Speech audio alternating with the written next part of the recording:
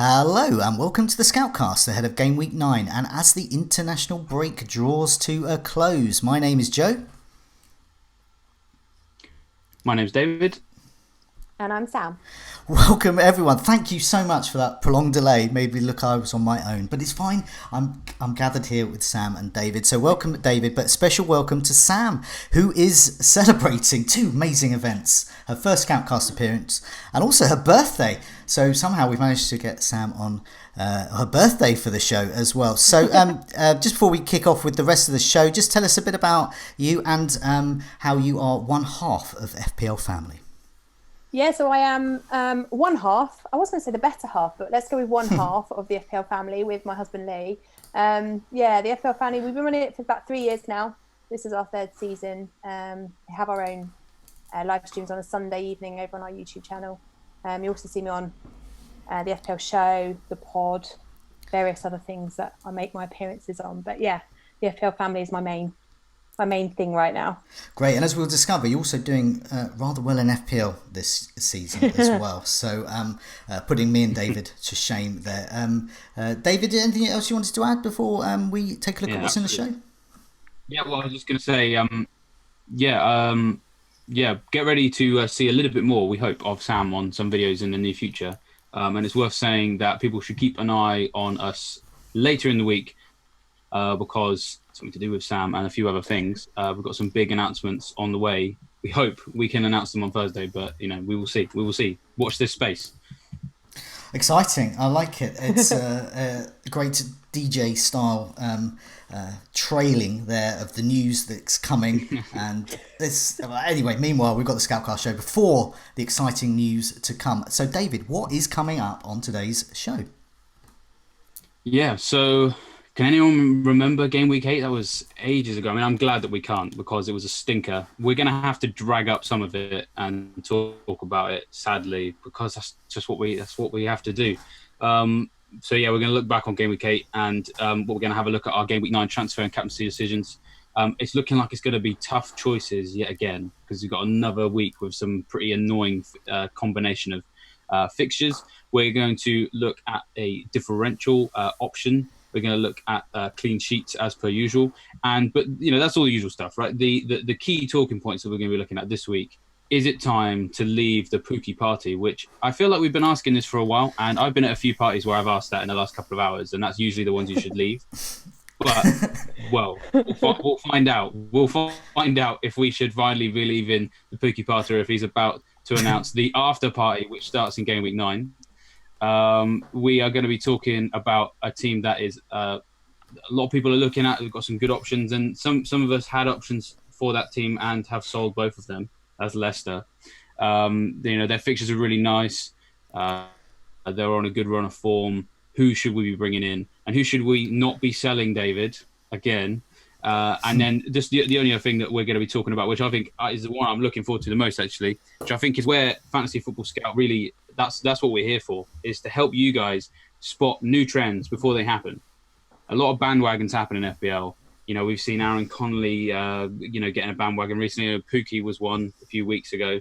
And really, we want to be looking at how can we identify these bandwagons before they happen, get ahead of the curve, and make use of some of these differential options before they balloon into 40% ownership. So we're going to be answering some questions on that.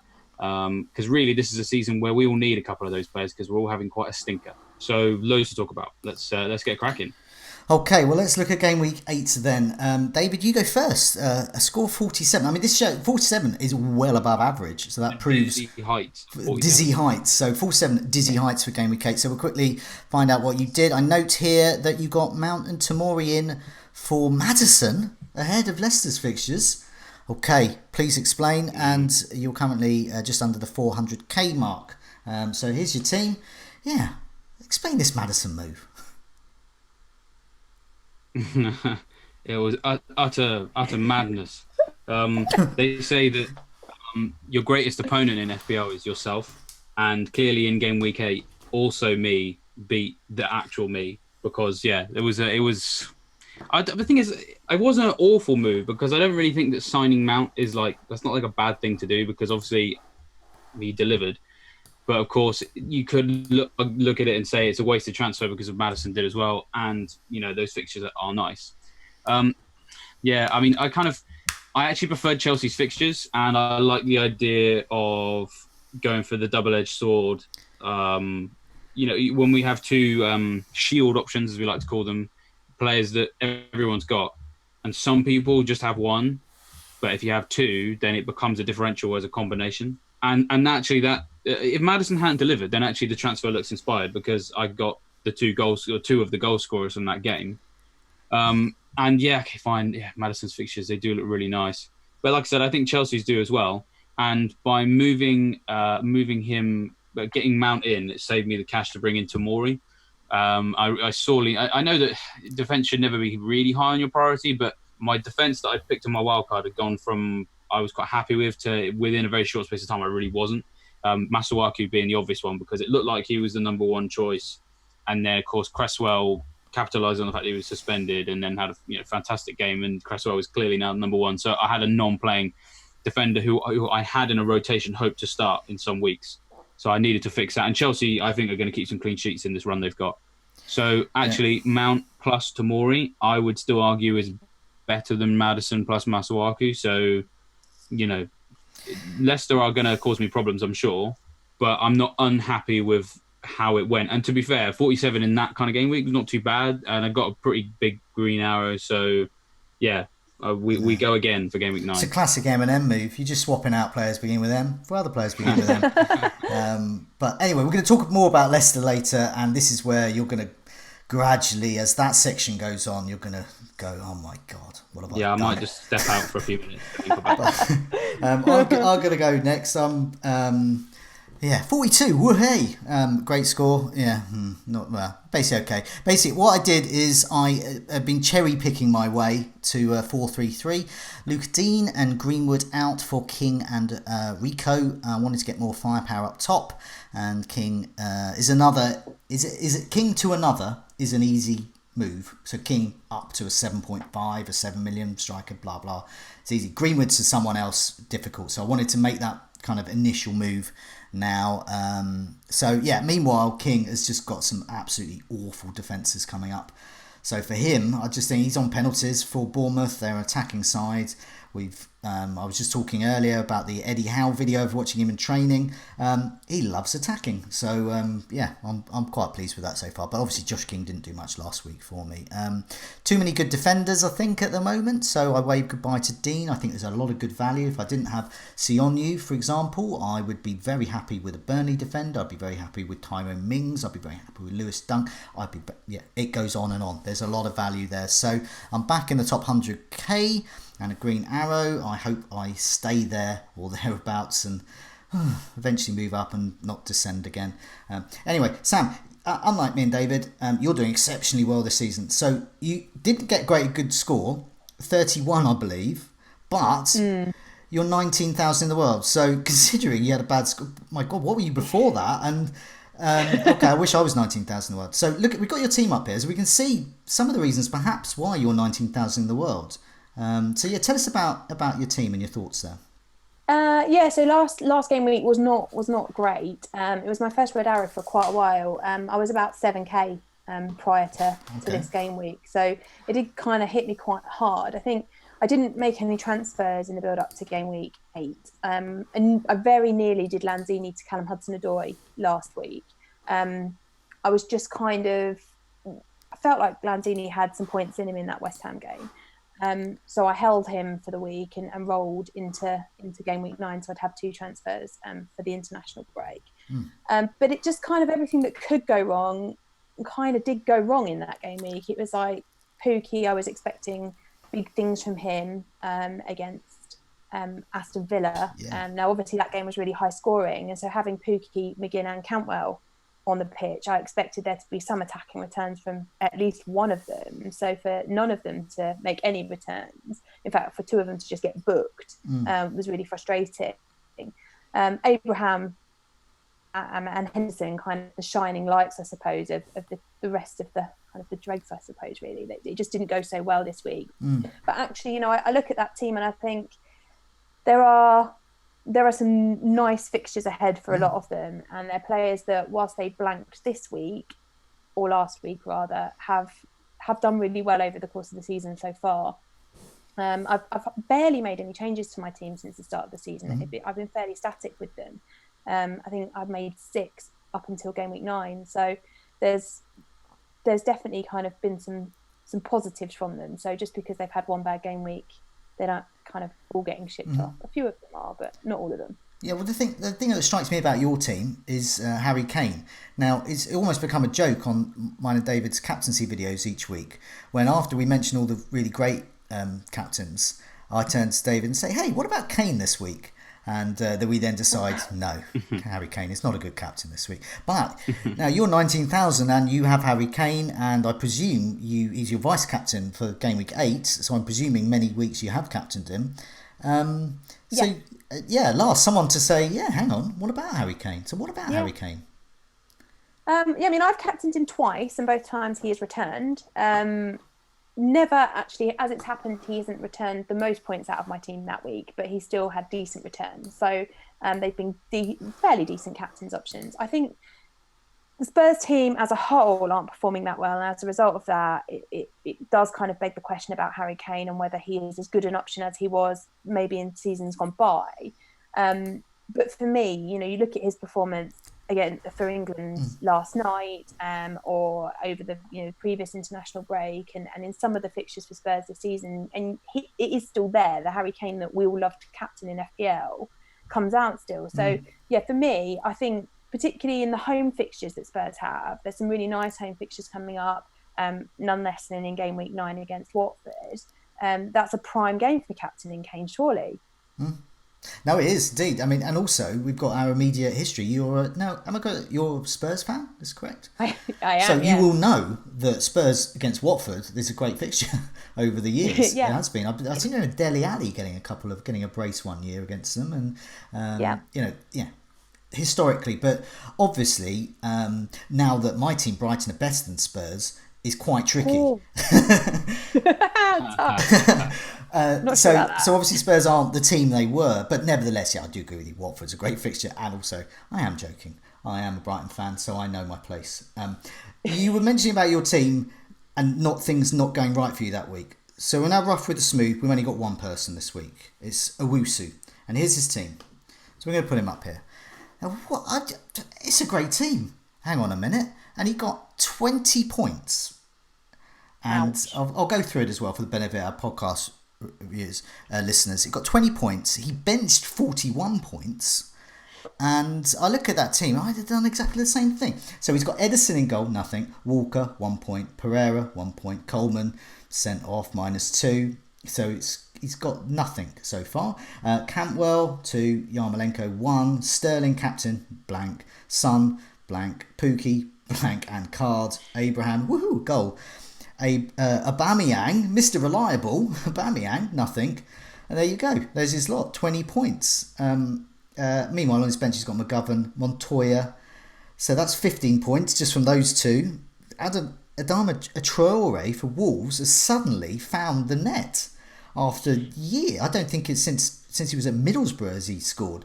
So somehow Traore's there, and Lewis Dunk, my Brighton hero, there, 10 points against Spurs. And I'm not going to be cheeky and say it was expected. That was a massively unexpected move to get a clean sheet there. And to get points. So it just proves for anyone, you can have a good team and then just the FPL gods. In fact, that is Owusu's comment when he tweeted us. He just said, why FPL gods? Why? And that kind of thing can happen. Let's move on to the other features. We're going to be talking about the player, team and talking point that the community are asking us many questions about. I'm going to put a picture up of a guy. This is the player we're talking about. I'll take this section. It is a very disappointed looking Pookie. The party perhaps is over. No goals since game week 5. No goals away since game week 1, is that right? Is it no wonder more than 300,000 FPL managers have parted company with the Finnish marksman? The longest end to the drabbest East Anglian party ever. Even Delia Smith parties harder than Pookie at the moment. I can completely understand why people are getting rid of him, but we have some questions on him and possible replacements. Zabesti, do we keep or sell Pookie? That's simple. Lord, blaming it on Rio. That's a person. I've got all these party invites. Which one do I go to? If not Pookie's party, do I go to Wilson or King's house in Bournemouth? Vardy's Leicester mansion? Well, that possibly won't be very exciting. It'll be exciting, but I'm not sure it'll be a very happy place at the moment, the Vardy mansion. Meanwhile, or Abraham's Chelsea penthouse. Sam, you're the guest. Let's go for you first. What do you think? Pookie party over, and who else should people go for? Or do we keep Pookie? Yeah, I'm in the it's over camp. I just think there's been some good opportunities for Pookie to score goals over the last few game weeks, and he's just kind of not really been in the race. Now, against Aston Villa in the last game week, McGinn did an absolutely sterling job on him. But I just I haven't seen enough from Pookie away from home at all. But even in the last game week at home, where we were surely guaranteed FPL points because in every other game week at home he'd scored,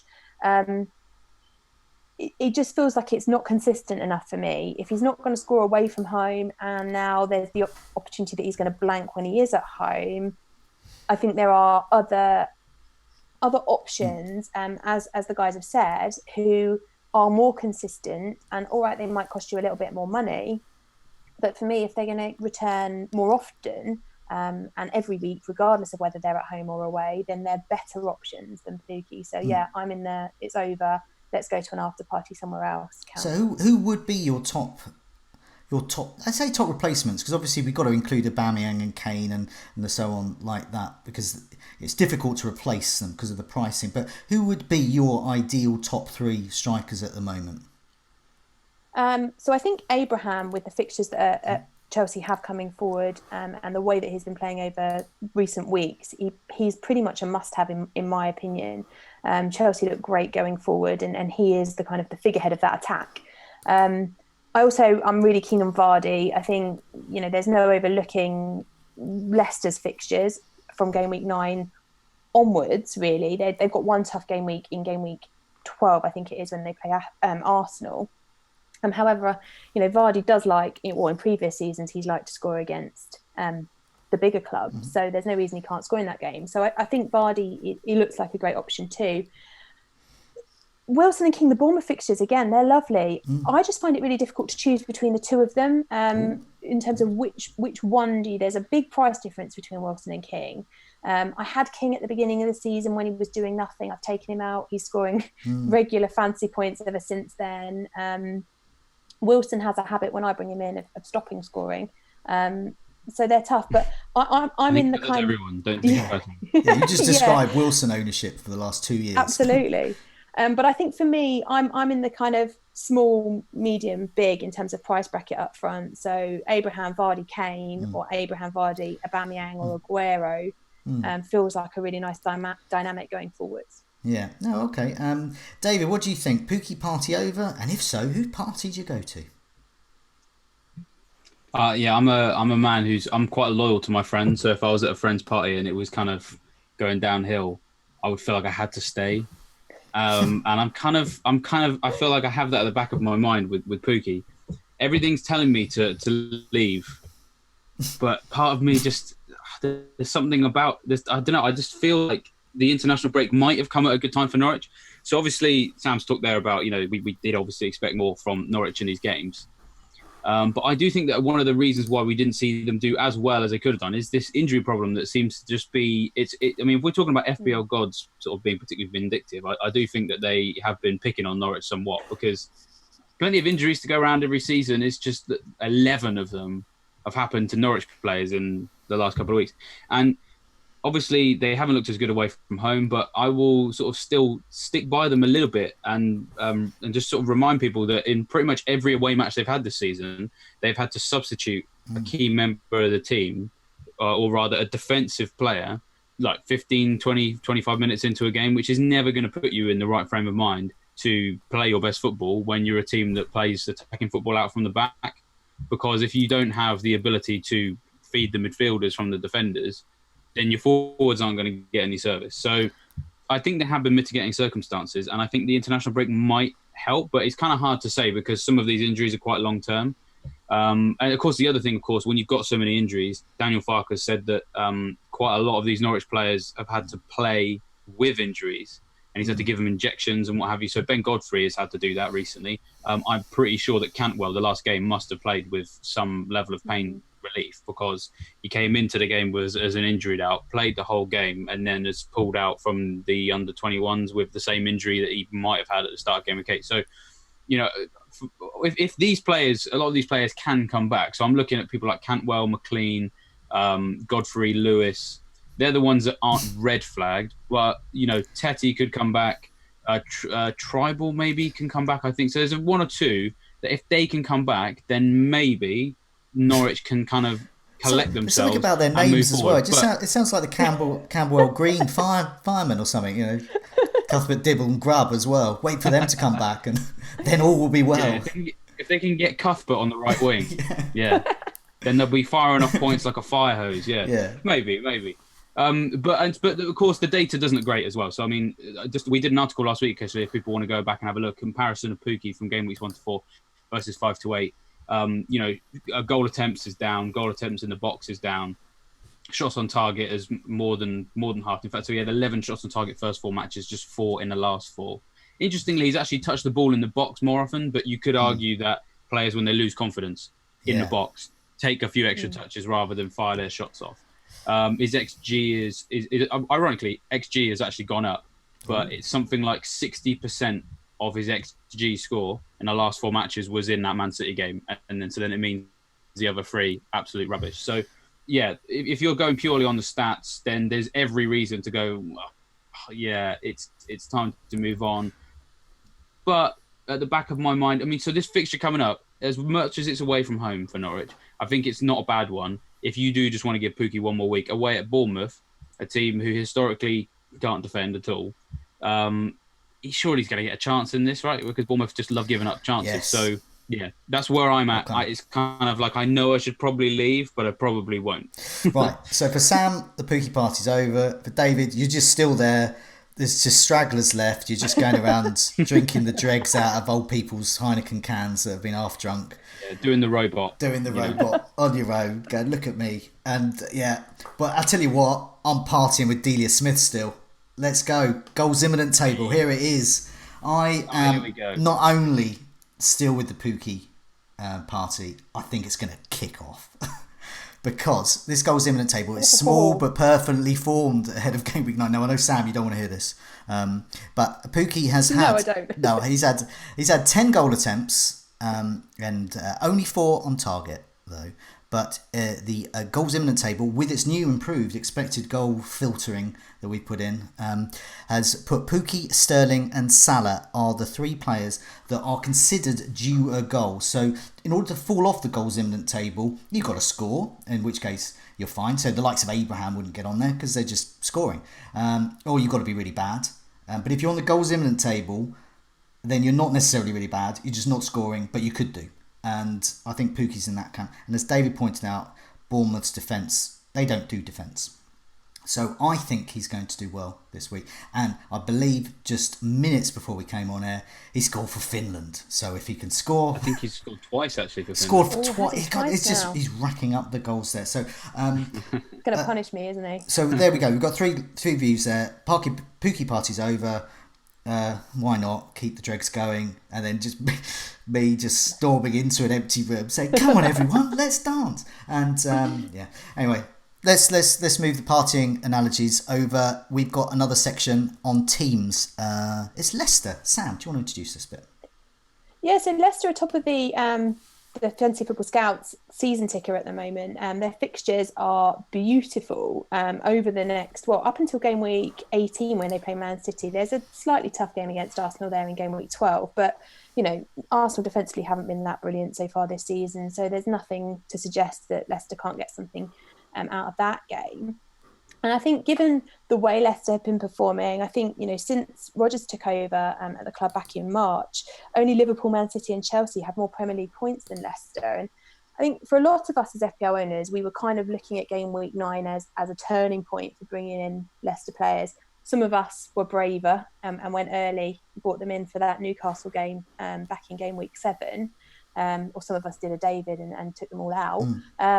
But I think, you know, they're looking really good. And as a result of that, we need to kind of work out how we're bringing in Leicester assets, which ones are the ones that are going to bring us the fantasy points over the next, substantial weeks up until Christmas, really. So we had quite a few questions from the community. So Maximus Bonimus Pointimus said, how much Leicester is too much? Zebestek, is Pereira worth 1.6 more than Soyuncu? And Moon, is it time to put Maddison in for those with a 5-man midfield, or Vardy for those with 3 up top? David, shall we start with you, given the love you have for Leicester? Just before David starts, I love that you've got to love the concept of getting rid of a Leicester player is now known as doing a David. No. Doing a David Monday's goalkeeper transfers and getting great circles. It's getting rid of Leicester. Say, those who are interested, Monday Club, you can't get in because you sold a Leicester player. It's not happening, okay? But yeah, it was pretty silly. I do appreciate that. Yeah, I mean, I'm gonna. So I imagine that you guys will be a bit more positive. So I'm gonna do a BBC, right? And we're gonna look at the devil's advocate. We're gonna show the other view. Fixtures look very nice, of course. But I was just having a look at some of the data before we came on air, and was so surprised to see that actually, as much as they look good, in the last 4 game weeks, Leicester have had hardly any shots in the penalty box compared to the rest of the team, so rest of the league, I should say. So in that period, Leicester have had shots in the box just 23, and the only 2 teams who've had less than that were Man United and Newcastle. Now, they don't fare quite so badly when you kind of look at a few other things. So when you look at shots on target, they've had 16, which is still bottom half, but, you know, it's not at the bottom. Big chances in that period, 7, kind of mid-table. So when I'm sort of looking, so for example, this week, if people are asking me, am I going to bring Vardy and Maddison in for a home game against Burnley? I don't think I am, even if I'm correcting an error from previously, because, yeah, a home game against Burnley, I just can't really see that being, you know, it's not the kind of game that the goals are going to flow, right? I mean, Burnley are better defensively at home than they are away, but it's Burnley. You know, that they are going to make that a difficult game for Leicester to play in. And, you know, if Leicester are going to thrive off space behind the back 4 for Vardy to do well, they're surely not going to find that against Burnley. But, you know, you'd expect that against Southampton, you'd expect it against Arsenal, and you'd probably expect it against Everton, but maybe not away matches at Palace and Brighton. So they kind of like, they look nice on paper, but when you kind of like delve a little bit deeper, kind of makes me kind of and ah a bit. And as anyone who watches the captaincy videos will know, if I have question marks about something, I tend to stay away. And then just the other thing, in terms of looking at the players themselves, I was kind of expecting a little bit more from them, sort of form-wise. So I've been recently just building a few extra tables that look at XG. Now, I know that's not the be-all to end-all, but, you know, it's worth analysing. And I've been looking at minutes per expected goal involvement, because especially when you've had players play different numbers of minutes, it's because of Pep. It's because Sterling's missed a game in the last 4 minutes. I have to do minutes per rather than the raw numbers. But I was quite surprised to see how low down some of the Leicester players were on that list. So Vardy, minutes per expected goal involvement, 330, right? This was actually quite low. Maddison's was every 268. And then we're talking about Maddison versus Mount, right? Mount mins per XGI last 4 matches every 185, which is much better than Maddison's. So, you know, what that's saying is that if you're picking between Mount and Maddison, Mount is the one that's had the better chances, and that's why he's got and better potential for assists, and that's why he's got a better minutes per XGI. And then, of course, you then look at Chelsea's fixtures, Newcastle at home, Burnley away, of course, that's tough, right? But Watford away, that's beautiful. Palace at home actually is quite nice because Palace are great at home, but away from home, not so much. Man City away, actually, maybe they can go and score goals there. West Ham at home. So, sorry to crash the Leicester party, but for me, it's not quite as clear-cut. And so, so Mount versus Maddison, I'd pick Mount over Maddison. And Vardy, like I said, the minutes per XGI is a lot lower than I was expecting. So if it's a choice between him and Abraham, for example, which I know it's not necessarily, but, you know, I'm more impressed with with the value at Chelsea than I would be with the value at Leicester. But I mean, hey, I haven't looked at the comments. I'm sure they're all slaughtering me now. But I mean, that's just my take. So No. yeah, I'll hand back to someone else who probably might be a bit more. Joe, what do you think? Yeah, well, I'm gonna be really positive. I'm just gonna go through those fixtures again. I'm just gonna read them out. So Burnley, Southampton, Crystal Palace, Arsenal. That Arsenal defence, by the way. Brighton, my team, rubbish. But no, they can be good sometimes. Everton, Watford, Aston Villa, and Norwich. Right up until game week 17, fantastic. Lots of great fixtures there. It's a sea of blue. We definitely need the guy that puts the colours on the Fantasy Football Scout season ticker on. So, because he's put them top. And he's got a big sea of blue there. So it's not me, but whoever it is, I want to shake their hand because there's lots of good fixtures there. Here's the stats are. Now, we had this before with Jamie Vardy. He's a stat buster. I don't care if he's got no shots, he's still going to score. I don't care, what's happening at home in terms of what's happening on Instagram and all of those types of things. But I reckon Jamie just doesn't care. Jamie about he doesn't care. So not fussed at all. Yeah, so, I mean, as Rebecca Vardy didn't do what was claimed, the Vardy family don't need to be able to do something in order to do something. And so Jamie Vardy doesn't need any shots and he will score. So that's just a Vardy trait there. Maddison has 8 goal attempts, 2 goals, 4 shots inside the box. These are not sort of sustainable figures. James Maddison's got that. So he's at 8 shots, 2 goals. So it's not, huge. It's not sustainable, what people would say. Jamie Vardy, 7 shots, 2 goals, 7 of those shots inside the box. So slightly more inside the box there, showing that he's the striker and Maddison isn't. But as David says, these aren't great stats. I'm not too bothered about the stats. And what I like about them is sort of from a strategy point of view. So this is playing the sort of game rather. There's a lot to like about Leicester at the moment. So we've been through those fixtures and their ownership is great as well. And so I think they're really good to hop on some of these players to climb up the rankings. So Jamie Vardy, 10.5% ownership. Wow. Pereira back in defence, the goal scoring defender they have there, 6.2, 10.2% ownership as well. Selected by James Maddison, selected by 12.3%. These are not big, Tielemans as well. Tielemans, sorry, I should say, 4.2% ownership. He's got a goal in him as well. Chilwell got some assist potential there, 4.2, and my favourite, Sionyu, pride of place in my team.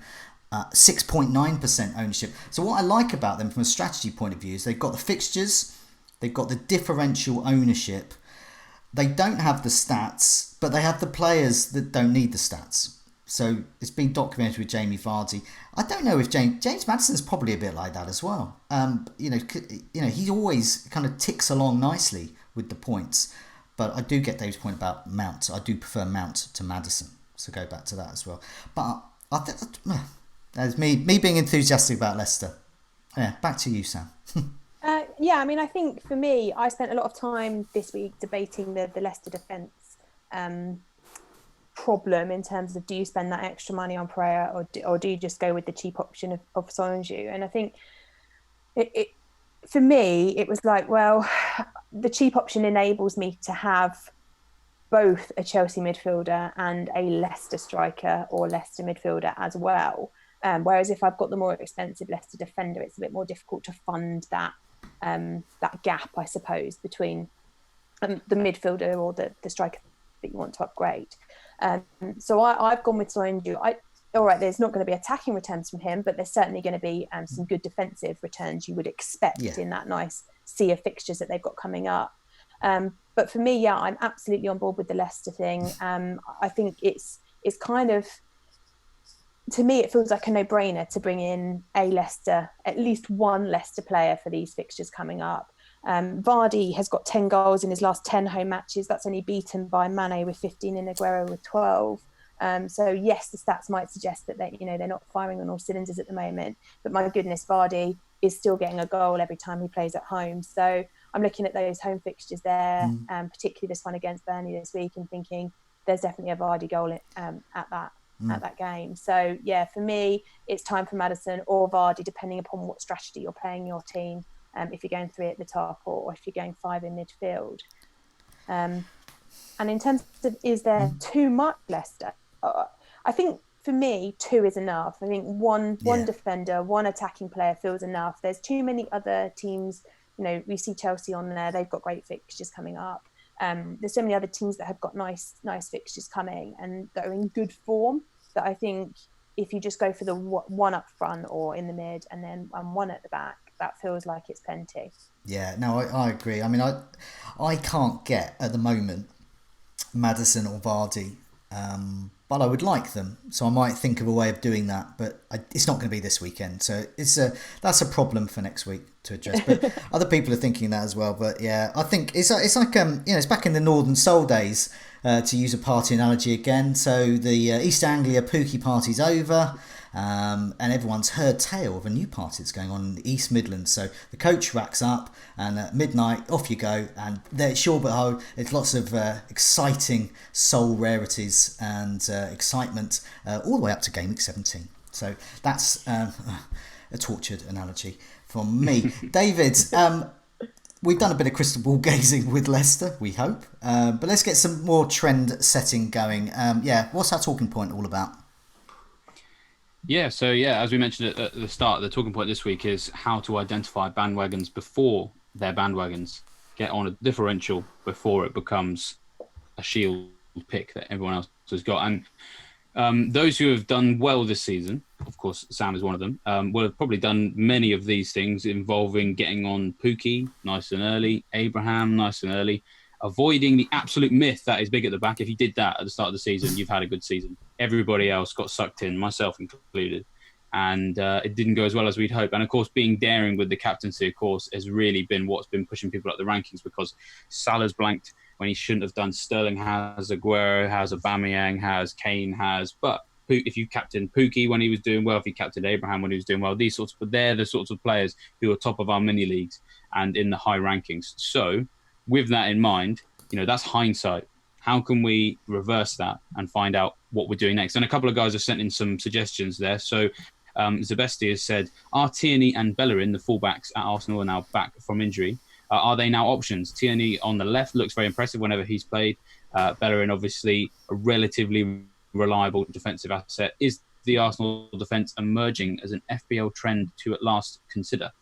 Tiago says, what do we think of Callum Hudson-Odoi? Could he be added to one or both of Mount and Abraham to tap into Chelsea's great fixtures? It could be another way that we turn one of those two players from a shield into a sword by combining him with a differential at Hudson-Odoi. And Out of Position has asked, are Wolves worth considering now after performing so well against Man City? And are there European issues behind them? Because, of course, they put on that fantastic result at the Etihad just a few days after spending 90 minutes backs against the wall against Besiktas. So have they managed to get out of their system now? So there's a lot of things to consider here. We'll come to you first, Sam, about your favourite North London team. Paul Tierney and Hector Bellerin, go. My favourite North London team, wow. Okay, so I think they could be good options. I think for me, there's an element of doubt that I have over the Arsenal defence as a whole unit. And until I see a little bit more from them, I think this is one of those bandwagons that nobody's on it. Nobody's really on the Arsenal defence at the moment. Their ownership is really low. So actually, if you wait and see them do it for a week or 2 weeks, you're still going to be getting on that trend before it becomes a big bandwagon that everybody else gets on. So I think there is certainly potential there. There's some nice fixtures that they've got coming up. I would just want to see how they settle. They're both coming back from injury. So let's see how they settle together as a unit.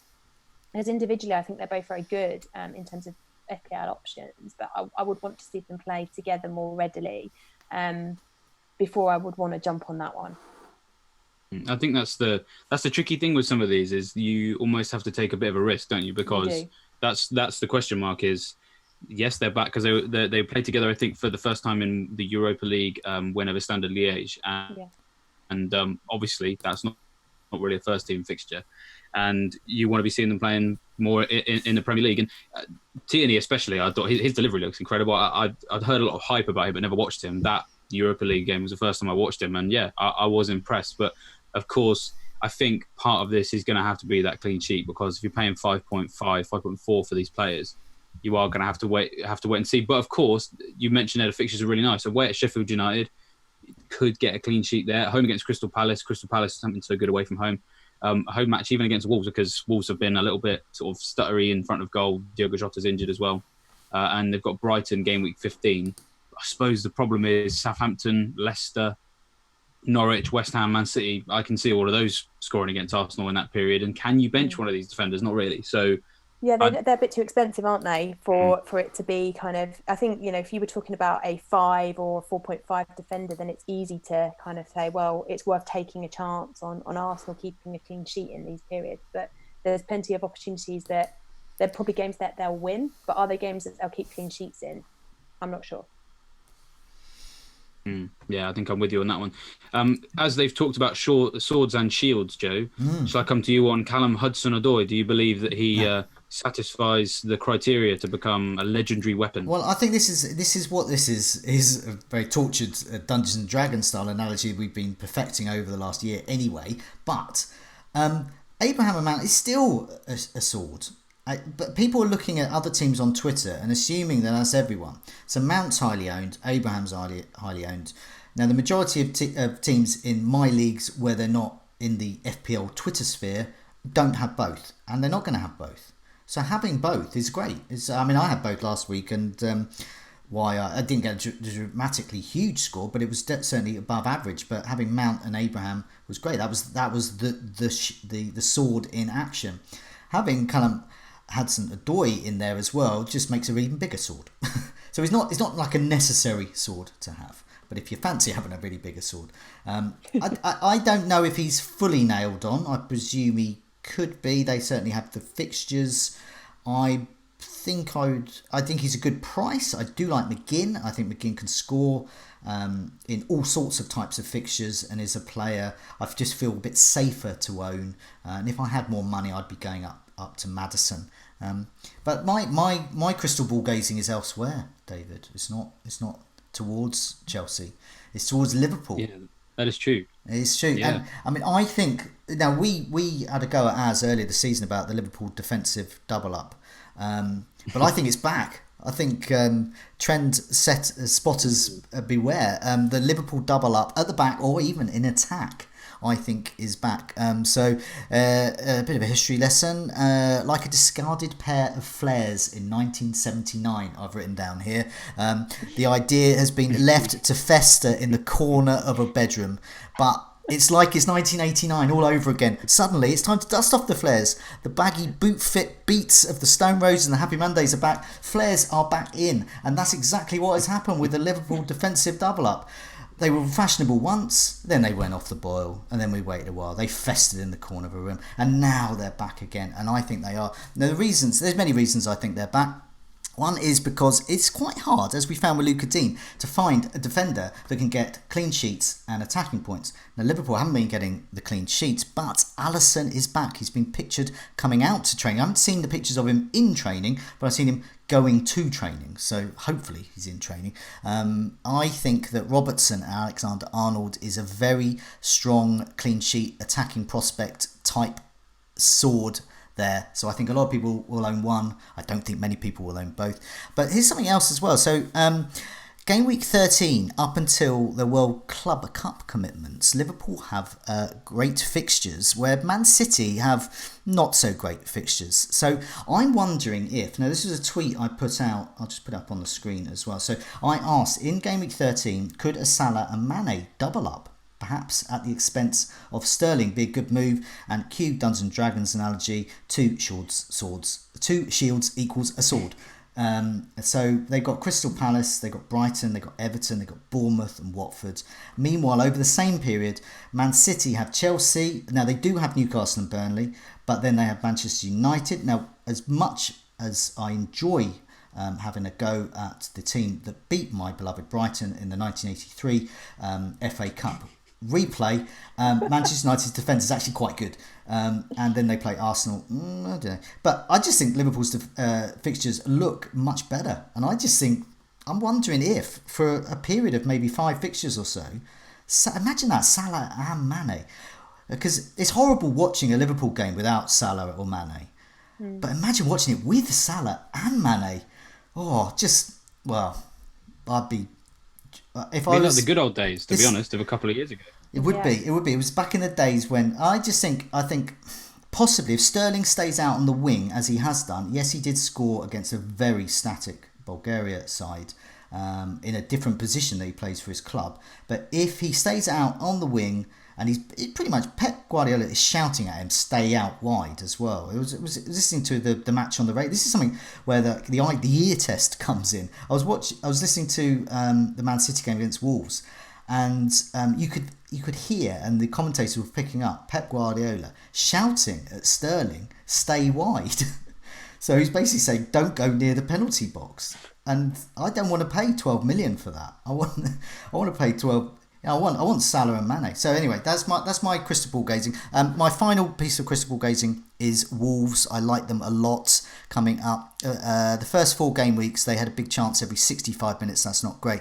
But second 4 game weeks, a big chance every 34.9 minutes. So they pretty much halved the amount of big chance. They pretty much doubled the way they're getting big chances there. So I like that sort of moving along in the nice direction as well. And then looking at the fixtures, they're among the best. So from game week 9 through to game week 16, Wolves face Southampton, Newcastle, Arsenal, Aston Villa, Bournemouth, Sheffield United, West Ham and Brighton. So they're pretty nice fixtures as well. So I think in my crystal ball, I'm looking at Bolly. I'm looking at Jimenez. I'm not quite looking at Jota yet. I've been burnt too much on that earlier this season. But I am looking at Bolly's face in my crystal ball. So anyway, there's some crystal ball gazing for you there, David.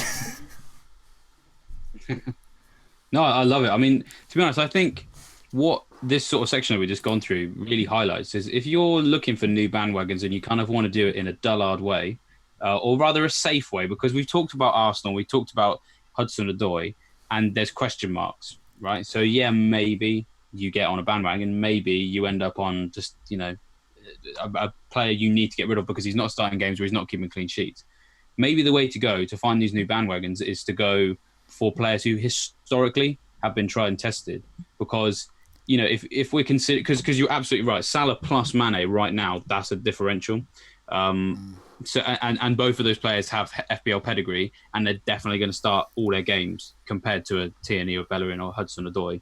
And I suppose you could kind of argue the same with Wolves as well, because of course they were able to provide good value last year, and nobody, despite their bad form this year, would look at them and say as a team they're a bad team. They've just got to get used to the new schedule that they have. It's a bit different to what they had before. So maybe that's the best way to go for these bandwagons, in a way that minimises risk, but still kind of, gives you that opportunity to maybe make some serious ground up. What do you think? Do you think that, Sam? Do you think that's the right way to go if we're looking for getting ahead of the game on these new bandwagons?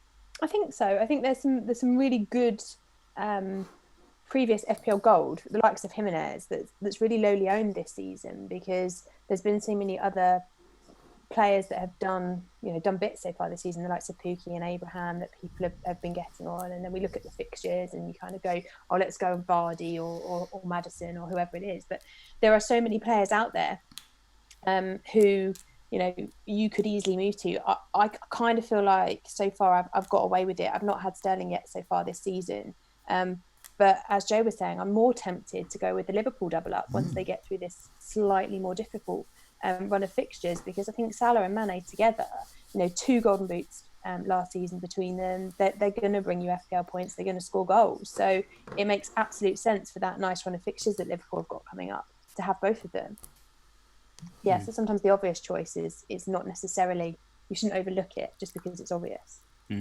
Yeah, I think you're right. That's the way to consider it.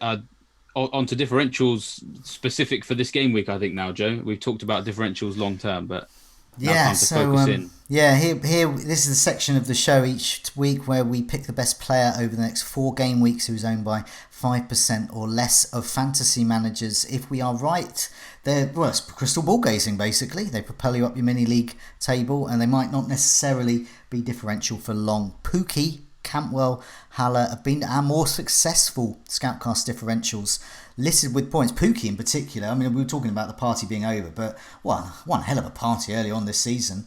And David, you tipped Cantwell, I remember, and promptly hauled for a couple of weeks after that. So well done with that. So no pressure, Sam, on your debut. But bear in mind, Neil did pick Tarkowski as well. So the benchmark was lowered a bit there. But Sam, which differential do you think will bring in the points for the next few game weeks? Who is it? So it's strangely Callum Hudson-Odoi. I think I have spent a long time looking at Callum Hudson-Odoi, and he was the player that pre-season was on my radar for as soon as he was back from injury, he would be in my fantasy team. I really like Hudson-Odoi. I like his style under Lampard, and I think we've seen him so far make 4 appearances for Chelsea since coming back from injury. Obviously, they've been a mix of the Premier League, the Carabao Cup, and the Champions League. So not all returning points for us as FPL managers. But we have seen him consistently return something in each of those games, be it a goal or an assist. And I think if you look back to the game in game week 8 against Southampton, he had 2 shots inside the box, created 3 chances, got some points from the assist, and is quite unlucky not to have scored a goal. But he's still really lowly owned. He's only owned by 1.1% of the game. And at 5.9, he is that much cheaper than Mount in terms of affording to get him in your team. And then when you look at the fixtures that Chelsea have coming up over the next 4 with Newcastle, Burnley, Watford, and then Palace, I think particularly in this Newcastle game, Newcastle have been particularly bad at conceding goals away from home. So their visit to Chelsea comes having conceded 11 goals away from home so far and having allowed 23 on-target shots to be attacked from the opposition. So I think Callum Hudson-Odoi is going to return points, and I think because everybody has either got Tammy Abraham or they've got Mount, or they've done what we've been talking about and kind of done the 2 shields and making it a sword, and have both. Callum Hudson-Odoi's ownership is still really low. For me, I think he could be absolute fantasy gold in the next 4 weeks. Yeah, no, despite earlier saying I wouldn't, I think there's better options, but the other better options aren't differential. So the likes of McGinn and Maddison, they're not differential. But I do think he is a good option. But I don't know if he's a good option instead of, say, Mason Mount. But yeah, do you see Hudson-Odoi as a good differential, Sam, for to be added to Mason Mount or instead of Mason Mount? I actually think it can be either. So for me, I think Tammy Abraham, before I kind of feel like he's borderline essential over the next few weeks.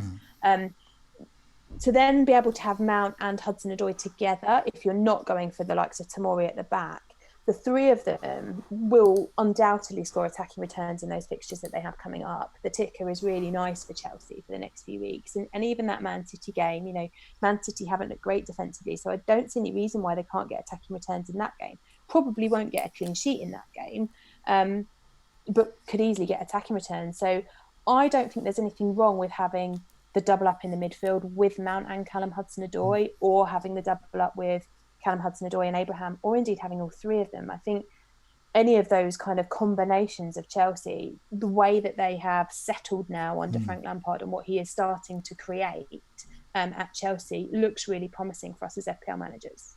Yeah, no, I think he is he's a good alternative to Mason Mount if you can't afford Mason Mount. But I do think in terms of points, I think Mason Mount's going to be the one as well. But I think, in terms of, going back to that swords and shields and all that stuff, it's going to be an absolutely huge sword if you've got Hudson-Odoi and Abraham and Mount, because they're playing they're scoring a lot of points for us as well. And looking at I'm just because I barely look at Hudson-Odoi's stats on the site, just looking at just the basics really, and how many points he's getting. So he's only played 106 minutes, I think it is, or around that, and he's got 2 assists in that. So his average for the minutes is getting returns for that. His bonus points were not. I mean, he was on for 27 minutes, got an assist against Brighton, and then got his BPS was 16. So he's doing okay. Sometimes you get players who come on and they shoot a lot, and then it goes against them.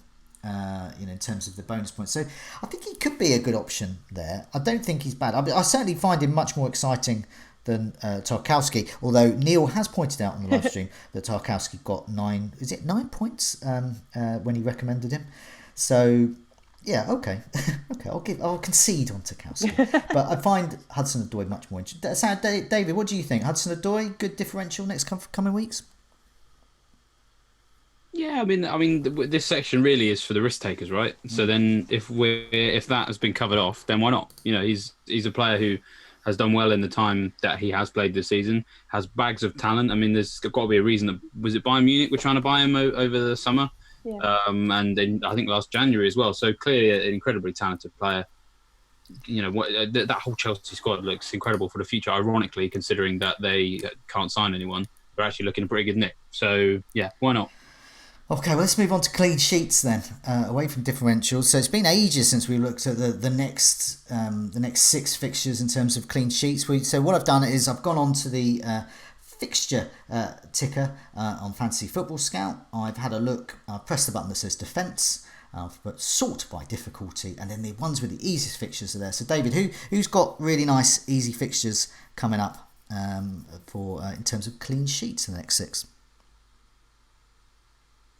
Well, it's everybody's least favourite team to be top of the clean sheet potential list is Arsenal. Yay! To be fair, the fixtures are good. They are good fixtures, but of course, as we've previously discussed, Unai Emery's Arsenal team. I don't know if they've ever had a coaching lesson in their life. They've always been quite poor, but still, Sheffield United and Palace next to. Maybe they get clean sheets in that. Wolves, Leicester, Southampton, and then Norwich. Who, for all we know, by game week 14, they might have given up. So maybe they'll stop scoring by then as well. But some of the players that we have or are thinking of owning, such as Chaglar Soyuncu or Soyuncu, take your pick. It's up to you how you want to pronounce it. Burnley at home next. That is a good fixture for Leicester's defence. Southampton away, perhaps not so much because Southampton are one of those annoying teams that no one's invested in, but they always break the clean sheet. But Palace away, to be honest, Arsenal at home. A lot of people don't necessarily trust Arsenal away from home. Brighton away, Everton at home. There's plenty of teams in there that aren't particularly good for goals. Wolves as well, Southampton, Newcastle, Arsenal, Villa, Bournemouth, and Sheffield United. So there's 2 or 3 in there. Probably the Newcastle game and the Sheffield United game, especially, quite good for those Wolves assets.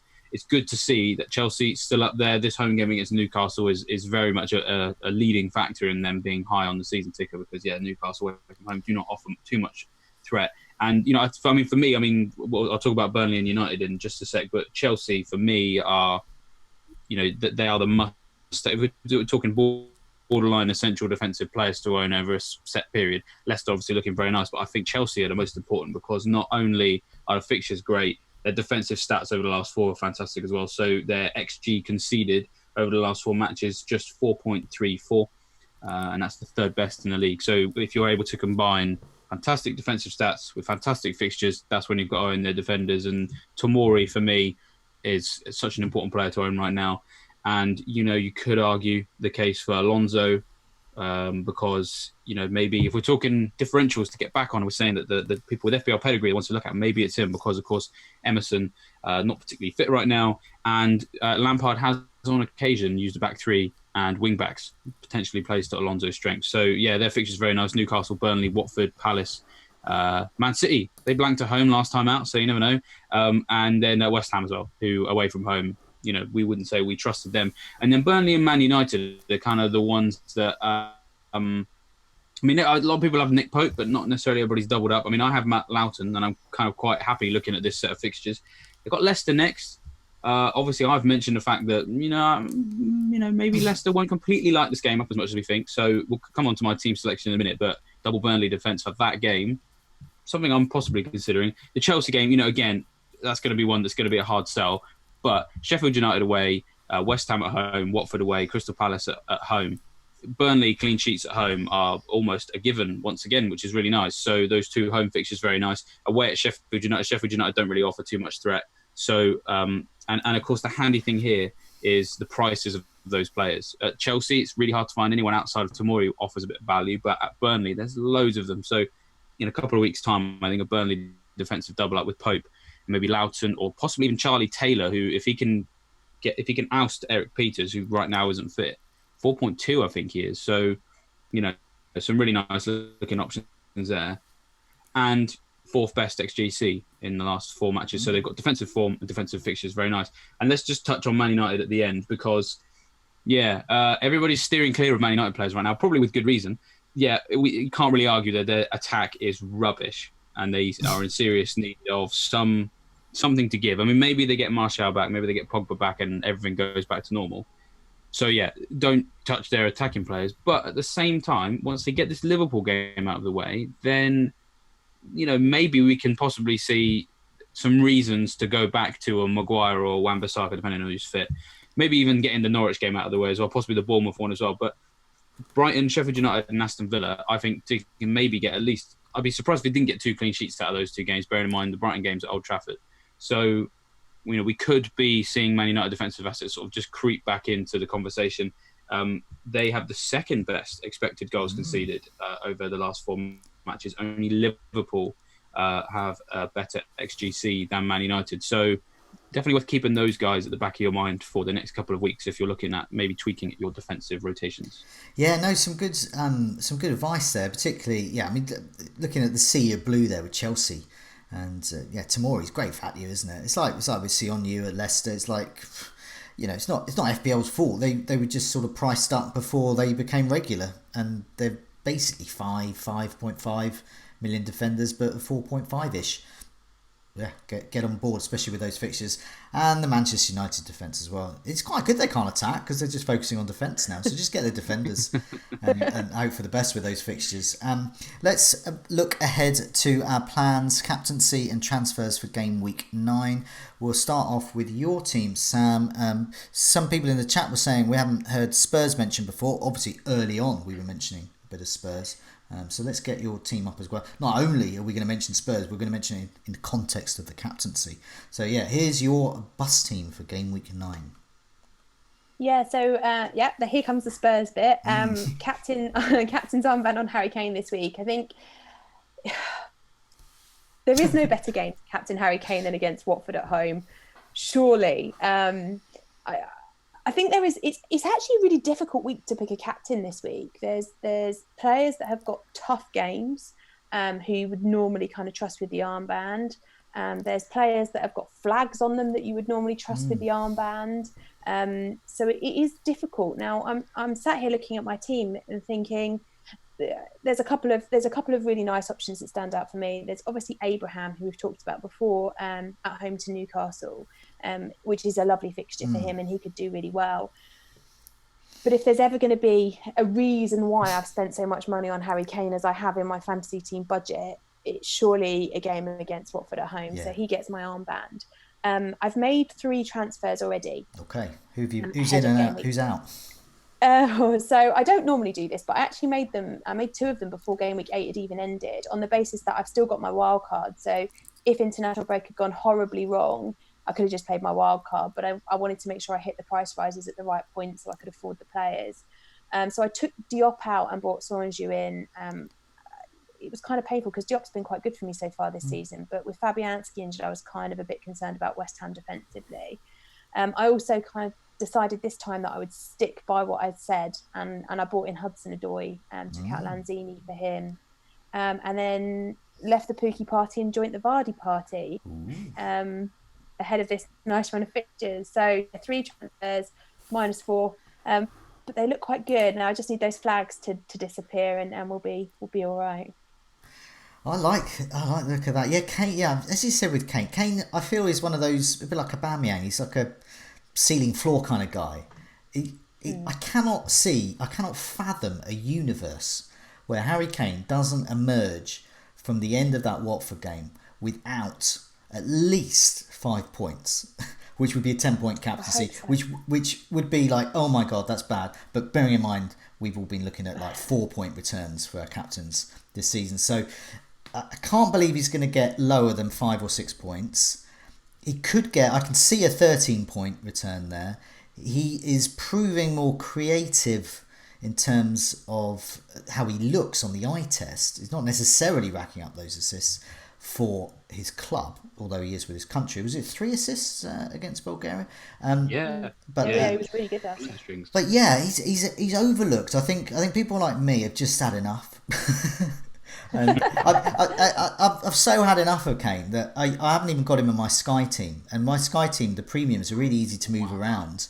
And I've got a Aubameyang there, and which went like that for Arsenal. Aguero, and you've got the likes of Sterling and Salah as well. But I've just had enough of Kane. But that's going to come at a cost.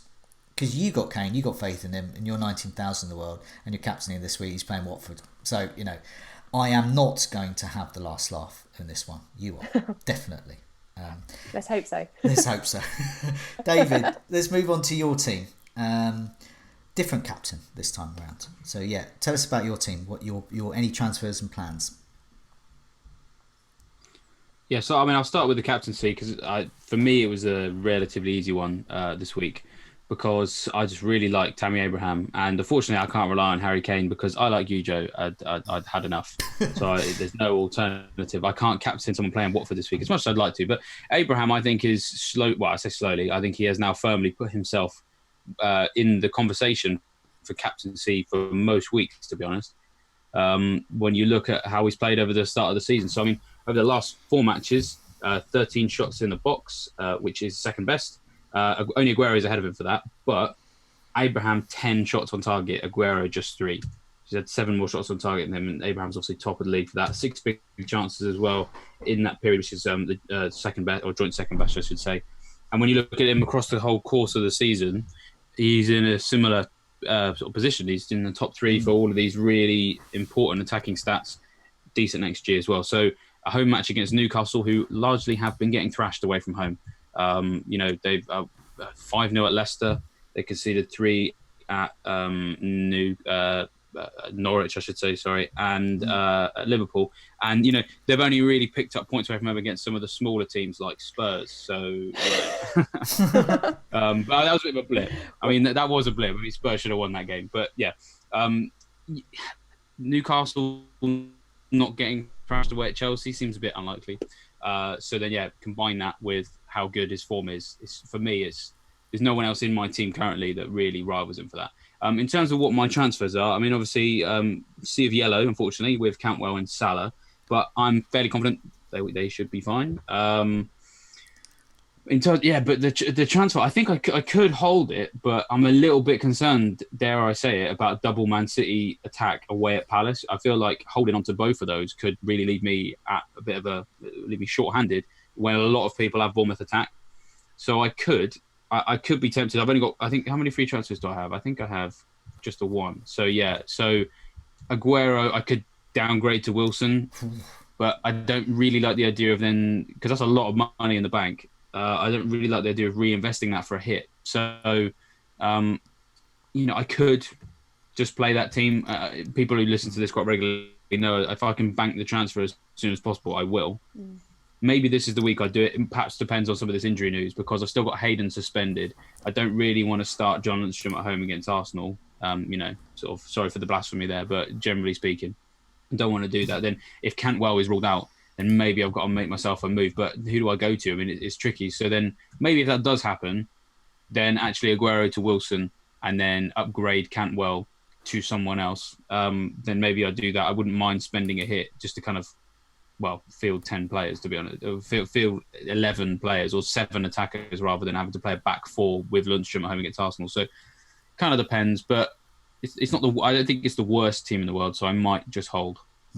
Sam, are you tempted by Abraham captaincy at all? Yeah, I am. I think I'm going to Spurs this weekend, and that swings it for me. If I'm going to the game, I like to captain a player I'm watching.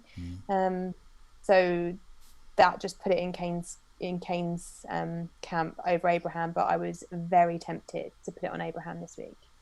Yeah, okay, well, here's my team. So I don't have Harry Kane, so I don't have that luxury of that choice. But I do have Abraham, so I'm captaining him. So my team is 0 moves so far. I sort of made the moves for this week last week. So I got it, all the right moves, but in the wrong order kind of thing. So I got King and Rico in because Bournemouth's fixtures are great. They're playing awful defences coming up, starting with Norwich. I think there's going to be value in Josh King. We were talking on the captaincy video about Wilson. I think I've mentioned that pretty much anyone who lives or works in Bournemouth anywhere, probably ever, no matter how old they are, can score against Norwich. So I think the actual professional footballer who's on penalties and has had double-digit returns in his last 2 home matches can probably score against Norwich. So I'm very happy to. He's quite tempting for the captaincy, I must admit. Abraham's there at the moment, as David said. I was going to say some people have been looking at that. Yeah, so I think Wilson is a good bet as well. I think Abraham, as David was saying, Abraham just ticks all the boxes. He's against a rubbish defence, and he is topping all the metrics for all things like shots on target. And of course, he's scoring the goals as well. I've got my vice captain on Sterling, and for the captaincy, I've recently been doing some odd things, and with some success and not some success. So one of the moves I did was the George Costanza from Seinfeld move of picking the second player I thought of, or the opposite of the player I thought of, and that seemed to work out. So did that bit with Salah and Sterling. Now this time I'm actually just thinking about sort of just adoration of some players really, and the way that Sterling and the rest of the England team stood up to the abhorrent racism in Bulgaria, of which it was there no matter what the Bulgarian FA deny, and the way he stood up to them and the way he performed on the pitch and the way he performed afterwards as well. I just think if that doesn't deserve the captaincy from him, what doesn't? I feel emotionally tied to captaining Sterling. I don't even care if he's out wide, if he's being yelled at by Pep Guardiola, stay wide, stay wide. I just think he's so good at the moment, he's probably going to score from there anyway. So that's a genuine dilemma for me. It's a non-FPL reason, it's a pure sort of emotional footballing reason, and lots of people go with that for the captaincy. So it's between Sterling and Abraham for me, and I might have talked myself into Josh King for the captaincy. I'm not going to make any changes. I've already got Cantwell, Lundstram and Rico on the bench. To be honest, I wouldn't mind fielding any of them. If they're fit, if Cantwell's fit, Lundstram is fine. Midfielder, attacking midfielder as well these days. And Arsenal defence is bad. And Rico, well, he's got a Bournemouth shirt on, so he's going to score because anyone in Bournemouth can score against Norwich. So I don't mind any of them. The one I will note, Uncle Rico. The one thing I will note is that I've got Henderson in goal. I don't think Sheffield United are going to keep a clean sheet against Arsenal, but I do like his prospects for getting save points. I do like his prospects in general as a goalkeeper for getting me points. I just think he's got marginally more prospects than Pope against Leicester. So I think, so we're talking about Leicester, so I'm very enthusiastic about them. So I'm marginally more enthusiastic about Henderson. So anyway, an emotional decisions ahead for me as well. The one thing I will mention is another emotional decision. I'm out all day Saturday, so Salah might get it because I'll at least be around to listen or watch some matches on Sunday, but I won't on Saturday. So if at the end of Saturday where I see an awful score for my team and captaincy, at least I'll know I've got Sunday. I've got hope. And that's all we can hope for. David and Sam, thanks so much for joining me. Sam, thanks for your Scoutcast debut on your birthday as well. I don't know what we've done to take you away from your birthday. So, this is your birthday present, I presume. This is it. This is it. Just before we go, I always like to promote the members area of Fantasy Football Scout. I do that because I found it really useful over the years, and not just because this is the Scoutcast of Fantasy Football Scout. I just have used it as a punter for years and years. It's been fantastic. I particularly like, as people will know with the goals imminent table, I do like making the own tables and juggling around with the data and the stats there. I just find that interesting. And I'll be looking at the Rate My Team tool before deadline, no doubt, to assess how well or how poorly my team may well doing. But for now, it's a goodbye from me. Goodbye from me. And goodbye from me. Goodbye all.